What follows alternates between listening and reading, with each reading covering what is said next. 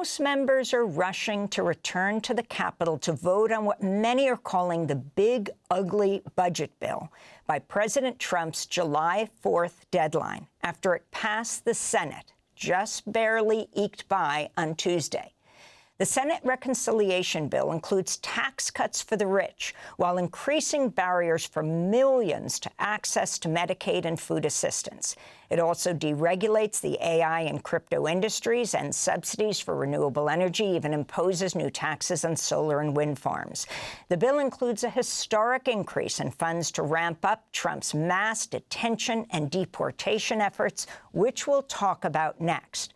Vice President JD Vance was needed to cast the tie-breaking vote after hours of negotiations, with 3 Republicans joining all Democrats in voting no. Senators Tom Tilson, Rand Paul, and Susan Collins.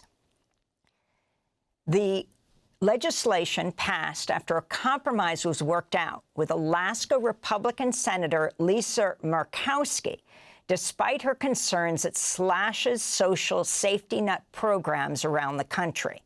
On Tuesday, Democratic Congressmember Jim McGovern lambasted Murkowski for voting yes despite her concerns. And listen to this quote from Senator Murkowski, who just caved and voted for this bill. And you got to love this. She said, quote, "My hope is that the House is going to look at this and recognize that we're not there yet," end quote. I mean, my question to her is, if you really believe that, then why the hell did you vote for this bill? It doesn't make any sense. It's a dereliction of your duty as a United States Senator and as a representative for the people in Alaska. I mean, when was the last time this current House of Representatives has fixed or solved anything? I mean, where have you been, Senator Murkowski? This Republican House is dysfunction on steroids. And let me say to my Republican friends, I understand that the Senate just jammed you, but you don't have to be complicit. I get it. I know the Republican leadership and Trump don't want scrutiny. They don't want the American people to understand what's really happening here. This bill is a middle finger to millions of Americans. It isn't just a bad bill. It is the most dangerous piece of legislation in modern history. Dangerous because of the very real damage it will do to real people, sick people, hungry kids, families just scraping by. If this is Republicans' top legislative priority this Congress, it tells us everything about where your values lie. And it's not with working families, not with struggling communities, but with mega corporations, billionaires, and Donald Trump. That's Massachusetts Democratic Congressmember Jim McGovern. Republican Senator Lisa Murkowski of Alaska responded to criticism of her vote in favor of Trump's budget bill during an interview with NBC News' Ryan Nobles, who caught up with her in the hallway. Senator Paul said that that your vote was a bailout for Alaska at the expense of the rest of the country. Oh, my God. That's what Senator Paul said. My question was easy. Senator, we've got the... I didn't say it, ma'am. I'm just asking for your response. My response is I have an obligation to the people of the state of Alaska, and I live up to that every single day. I fight for my state's interests, and I make sure that Alaskans are understood. When people suggest that federal dollars go to one of our 50 states in a, quote, bailout, I find that offensive. I advocated for my state's interests. I will continue to do that, and I will make no excuses for doing that. Do I like this bill? No, because I tried to take care of Alaska's interests. But I know that in many parts of the country, there are Americans that are not going to be advantaged by this bill. But I don't like that. I know that in many parts of the country, there are many Americans who will not be advantaged by this bill, the Alaska senator said. For more, we're joined by Ezra Levin, co-founder and co-executive director of Indivisible, a grassroots movement with over 1 million participants and counting. They're calling on voters to contact lawmakers to oppose the bill as it goes back to the House. So, Ezra, this is not done. The Senate required JD Vance, the vice president, to cast the tie-breaking vote, and now it goes back to the House. Can you talk about what's at stake here and Indivisible's strategy in dealing with the House, both Republicans and Democrats? I mean, what's at stake is the worst bill in modern American history passing, the largest transfer of wealth from working class and lower income Americans to the rich, a massive cut to Medicaid, a massive cut to SNAP, historically massive, and funding a mass deportation force in this country at the levels of the Russian military. They want to take what they're doing in LA and move that show on the road, do it in Austin, do it in Seattle, do it in Chicago, do it in New York. That's what's at stake right now. And the good news is it's not a done deal. As you said, they passed it by the skin of their teeth in the Senate. It took JD Vance casting the tie-breaking vote.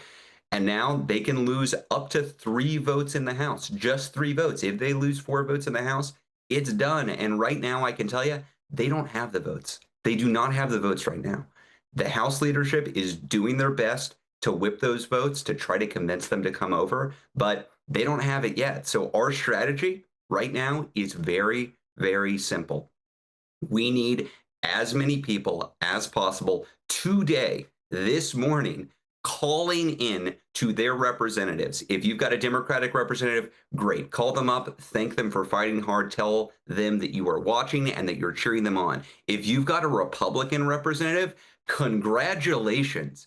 You have such a large amount of power right now because your representative might be the vote that kills or delays this bill. It is very important. If you've never called your member of Congress, today is the day to do it. If you have called your member of Congress before, great. Get in touch with family members, colleagues, friends, neighbors. Tell them this is the day they need to get outside their comfort zone a bit and call their member of Congress. And if you've already done that and you're feeling a little bolder, get a few friends together and go to your local member of Congress's district office and show up and in a friendly way, ask them to represent you. That's the strategy. We've got 26 targets of House Republicans. We need 4 of them on our side today.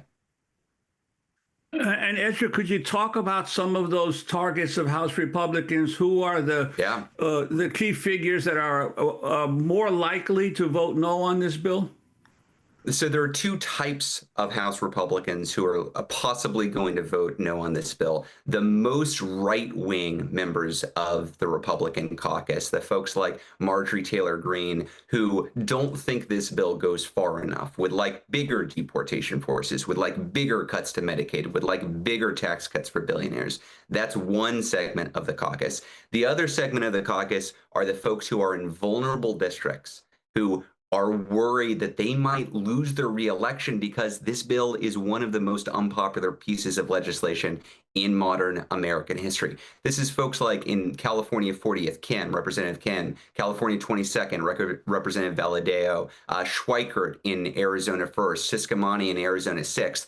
This is representatives in Colorado, in Michigan, in New Jersey, in New York, in Pennsylvania, in Virginia. They're all over the country. If you are in a quasi-swing district and you are a Republican right now, the top thing on your mind is what happened in 2017 and 2018. Republicans attempted to push forward a repeal of the Affordable Care Act. It was deeply unpopular. The public focused on it. The public was angry, and it led to the largest midterm margins in the history of the Republic in 2018. Republicans don't want a repeat of that if they're in a vulnerable district, so they're very nervous.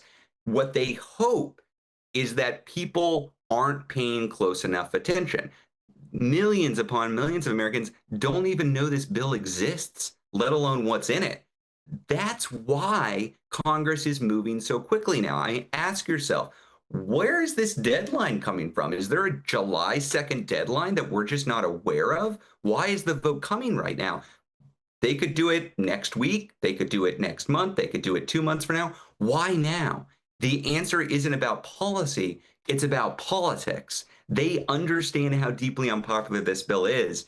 Leadership in Congress understands that the more time this takes, the more public attention there is, and the more difficult it's going to be to wrangle their caucus to actually vote for this thing. That's what's driving this expedited process. So I don't know if we can win outright today and just kill the bill. I think that we can delay it, and delaying it might lead to a win. And when you mention that most Americans don't know much of what's in the bill, could you talk about some of the provisions that have received least attention? For instance, what's happening with the slashing of Pell Grant funding? Oh my gosh, Juan. So here's what everybody listening to this program, I think, understands this is an egregiously bad bill. They've looked at the reports. They've seen the cuts to Medicaid, the cuts to education, the cuts to environmental programs, the cuts to billionaires' taxes. The sad fact is that most of the time, most people aren't paying attention to what Congress does because most of the time, Congress isn't doing anything. They're not passing legislation. It's a lot of partisan squabbling. It's a lot of yelling at each other, but ultimately it's gridlock. Congress just doesn't move forward. The most recent poll that I saw found that only 8% of the American public knew that there were Medicaid cuts in this bill. Medicaid cuts are deeply unpopular. They've got a 15% approval rating in the deepest red districts in this country. We're talking in Marjorie Taylor Greene's district. Medicaid cuts poll at 15%. And yet, less than 10% of the public even knows that Congress is proposing the largest cut to Medicaid in American history. What I would recommend to folks, if you've never engaged with your member of Congress, if you've kind of checked out, you don't think you have a role here, I would encourage you, don't hold back now. You don't have to be an expert in this bill. You don't have to be an expert in Pell Grants or in Medicaid or in tax policy. That's not where your legitimacy comes from. Your legitimacy comes from the fact that you are a constituent and your vote counts as much as the highest paid lobbyist in Washington, D.C.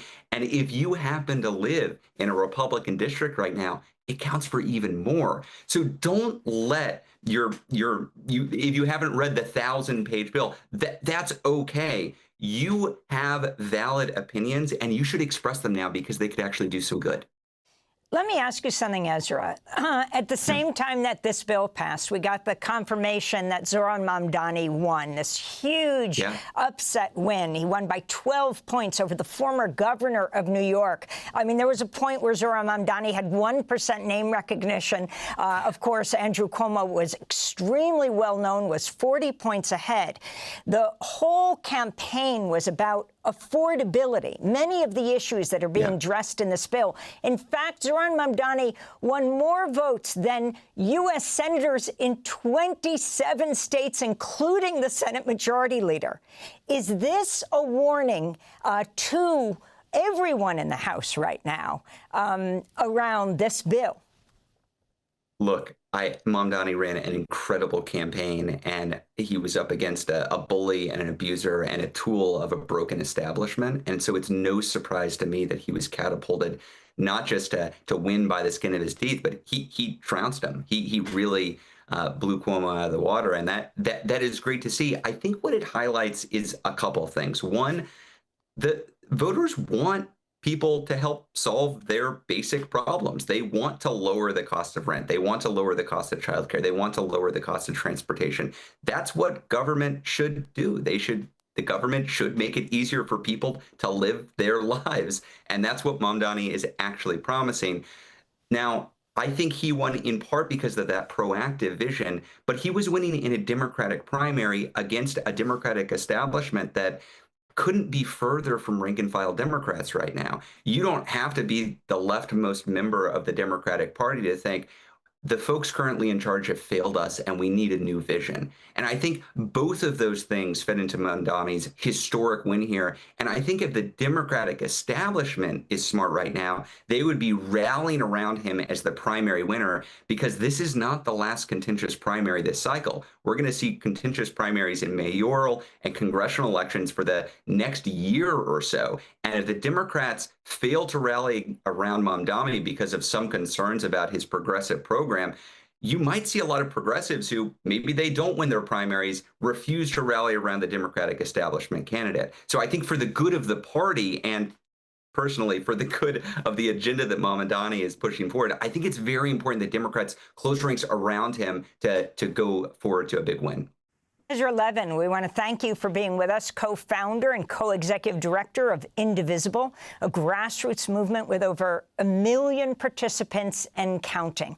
Thanks for watching Democracy Now! On YouTube. Subscribe to the channel and turn on notifications to make sure you never miss a video.